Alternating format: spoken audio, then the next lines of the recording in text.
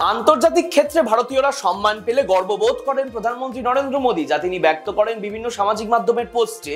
কিন্তু একথা পুরোপুরি সত্য নয়। যারা নরেন্দ্র মোদী বা বিজেপির প্রিয় নন, সেই ভারতীয়রা হাজারো পুরস্কার বা সম্মান পেলেও প্রধানমন্ত্রী একটি শব্দও খরচ করেন না। 2019 সালে প্রখ্যাত সাংবাদিক রবিশ কুমার এশিয়ান নোবেল বলে খ্যাত রেমন ম্যাগসেসে পুরস্কার পেলেও প্রধানমন্ত্রী চুপ ছিলেন। 2022 সালে সাহিত্যিক গীতাঞ্জলি শ্রী তার বই টুম্ব অফ স্যান্ড বা রেত সমাধির জন্য আন্তর্জাতিক বুকার পুরস্কার পেলেও কোনো শুভেচ্ছা জানাননি প্রধানমন্ত্রী, কারণ উপন্যাসটি বহুত্ববাদের অন্বেষণ করেছিল।